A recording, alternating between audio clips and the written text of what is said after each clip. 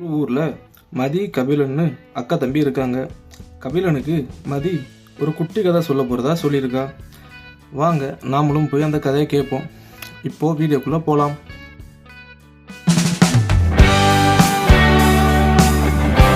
கபிலனும் மதியும் ஸ்கூல் முடிச்சு வீட்டுக்கு போறாங்க. அப்படி போற பாதையில கபிலன் தெருவில் ஒரு நாயும் மாடும் நிற்கிறத பார்க்குறான். உடனே அக்காட்ட, அக்கா இந்த நாய்க்கும் மாடுக்கும் வீடு கிடையாதான்னு கேட்குறான். மதியும், இல்லடா கண்ணா, அந்த நாயையும் மாட்டையும் யாரு வளர்க்குறாங்களோ அதுதான் அவங்களோட வீடு, அதுங்க அங்கே போயிடும் அப்படின்னு சொல்றா. அன்னைக்கு இரவு ஆரம்பிக்குது. அக்கா தம்பிக்கு கதை சொல்ல போறா. ஆனா தம்பி அக்காவை நிப்பாட்டிட்டு, அக்கா எனக்கு இன்னைக்கு நீ நாயும் மாடும் நண்பர்களா இருக்கிற கதைய சொல்லுன்னு கேக்குறான். ஒரு ஊர்ல மணிங்கிற பேர்ல ஒரு நாய் இருந்துச்சான். அந்த நாய் தான் அந்த ஊருக்கே பாதுகாவலனா இருந்துச்சான். ஒரு நாள் அந்த நாய் ஊரை சுத்தி வரும்போது ஒரு மாடு ரோட்டுக்கு பக்கத்துல இருக்கிறத பார்த்துச்சான். அந்த நாயின்னு அக்கா ஆரம்பிக்கவும் தம்பி அக்காவை நிப்பாட்டுறான். அக்கா, அதுதான் அந்த நாய்க்கு மணின்னு பேர் இருக்குல்ல, அப்புறம் எதுக்கு நீ அதை நாயினே சொல்ற அப்படின்னு கேக்குறான். உடனே அக்காவும், இவ்வளவுதானடா உன்னோட பிரச்சனை, சரி விடு, நான் இனி மணின்னே சொல்றேன் அப்படின்னு சொல்லிட்டு கதையை சொல்ல ஆரம்பிக்கிறா. மணி அந்த ரோட்ல இருந்த மாட்டை பார்த்து கேக்குறான், என்ன மாடே, எங்க ஊரு பக்கம் என்ன பண்ற அப்படின்னு.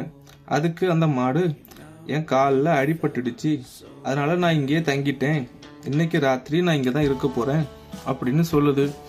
உடனே மணியும், தனியாவா இந்த இடத்துல இருக்க போற, நான் வேணா உனக்கு பாதுகாப்பா இருக்கேன்னு சொல்லுது.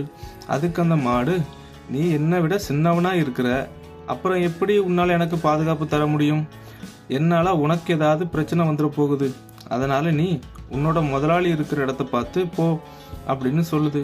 சரி மாடு, உனக்கு பெயர் எதுவும் இருக்கான்னு கேக்குறான்.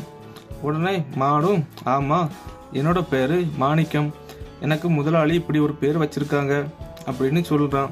உடனே மணி, சரி அப்ப நான் உன்னை இனிமேல் மாணிக்கன்னு கூப்பிடுறேன் அப்படின்னு சொல்றான். சொல்லிட்டு, இங்க பாரு மாணிக்கம், நான் சொல்றத நல்லா கேளு, இந்த ஊருக்கே நான் தான் பாதுகாவலன், இரவு நேரங்கள்ல எதுவும் தப்பு நடந்தா நான் தான் ஊர் மக்களுக்கு தெரியப்படுத்துவேன், அதனால நீ என்னை பத்தி கவலைப்படாத.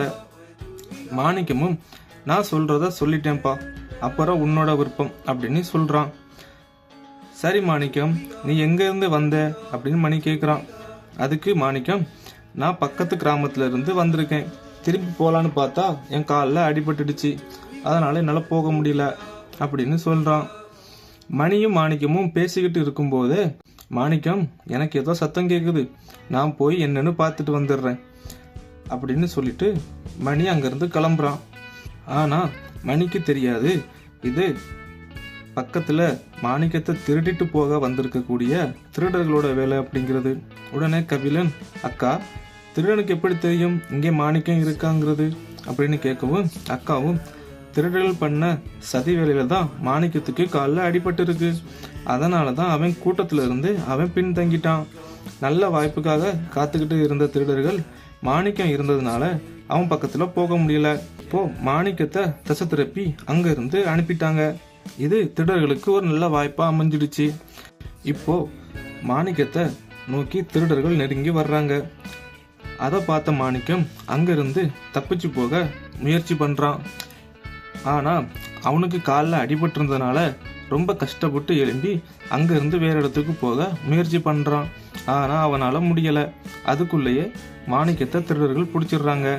இப்போ மாணிக்கத்துக்கு மணி தன்னை ஊர் பாதுகாவலன்னு சொன்னது ஞாபகத்துக்கு வருது. உடனே மாணிக்கம் மணின்னு சத்தமா கத்துறான். ஆனா மணி ஊருக்கு நடுவுல போயிட்டான். உடனே மணியும் மாணிக்கம் ஏதோ பிரச்சனையில இருக்கான் அப்படின்னு நினைச்சிட்டு வேகமா ஓடி போறான். அங்க மாணிக்கத்தை 4-5 பேர் சேர்ந்து கட்டாயமா வண்டியில ஏத்துறத பாக்குறான். உடனே அங்க ஓடி போய் மணியும் லவ்னு கத்துறான். ஆனா திருடர்கள் அதை பெருசா எடுத்துக்கல. இது புரிஞ்சுக்கிட்ட மணி ஊர் மக்களை எழுப்ப போறான். ஊர் மக்கள் வீட்டு முன்னாடி போய் கத்துறான். உடனே அங்க ஒவ்வொருத்தரா வீட்டு வெளியே வர்றாங்க.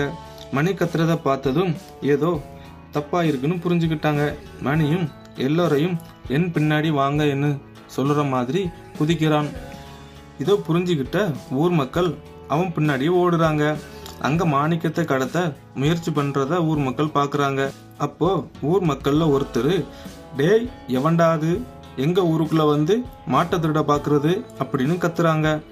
ஊர் மக்கள் வர்றத கவனிச்ச திருடர்கள் பயந்து போய் மாணிக்கத்தை விட்டுட்டு ஓடுறாங்க.